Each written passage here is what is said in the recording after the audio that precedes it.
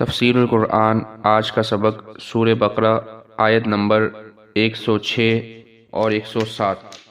اعوذ باللہ من الشیطان الرجیم، بسم اللہ الرحمن الرحیم۔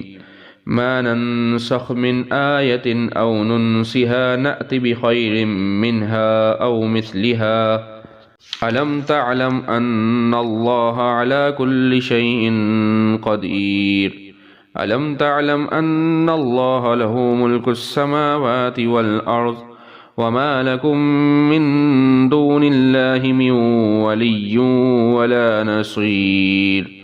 ترجمہ: ہم جب بھی کوئی آیت منسوخ کرتے ہیں یا اسے بھلا دیتے ہیں تو اس سے بہتر یا اس جیسی آیت لے آتے ہیں۔ کیا تمہیں یہ معلوم نہیں کہ اللہ ہر چیز پر قدرت رکھتا ہے؟ کیا تمہیں یہ معلوم نہیں کہ اللہ وہ ذات ہے کہ آسمان اور زمین کی سلطنت تنہا اسی کی ہے، اللہ تعالیٰ کے سوا نہ کوئی تمہارا رکھوالا ہے نہ مددگار۔ اس آیت مبارکہ کی تفسیر میں یہ بات لکھی ہے کہ اللہ تعالیٰ کی یہ سنت رہی ہے کہ وہ مختلف زمانوں کے حالات کی مناسبت سے شریعت کے فروعی احکام میں تبدیلی فرماتے رہے ہیں۔ اگرچہ دین کے بنیادی عقائد مثلاً توحید، رسالت، آخرت وغیرہ ہر دور میں ایک رہے ہیں، لیکن جو عملی احکام حضرت موسیٰ علیہ السلام کو دیے گئے تھے ان میں سے بعض حضرت عیسیٰ علیہ السلام کے دور میں تبدیل کر دیے گئے، اور حضرت صلی اللہ علیہ وسلم کے زمانے میں ان میں مزید تبدیلیاں واقع ہوئی۔ اسی طرح جب حضرت صلی اللہ علیہ وسلم کو شروع میں نبوت عطا ہوئی تو آپ کی دعوت کو مختلف مراحل سے گزرنا تھا۔ مسلمانوں کو طرح طرح کے مسائل درپیش تھے، اس لیے اللہ تعالیٰ نے احکام میں تدریج اختیار فرمائی۔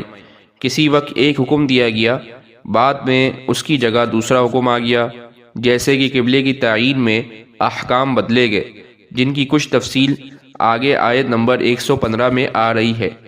فروعی احکام میں ان حکیمانہ تبدیلیوں کو اصطلاح میں نسخ کہتے ہیں۔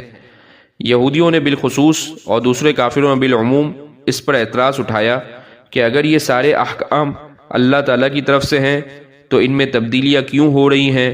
یہ آیت کریمہ اس سوال کے جواب میں نازل ہوئی ہے۔ جواب کا خلاصہ یہ ہے کہ اللہ تعالیٰ اپنی حکمت کے مطابق بدلتے ہوئے حالات میں تبدیلیاں کرتے ہیں، اور جو حکم بھی منسوخ کیا جاتا ہے اس کی جگہ ایسا حکم لایا جاتا ہے جو بدلے ہوئے حالات میں زیادہ مناسب اور بہتر ہوتا ہے، یا کم از کم اتنا ہی بہتر ہوتا ہے جتنا بہتر پہلا حکم تھا۔ وآخر دعوانا ان الحمد للہ رب العالمین۔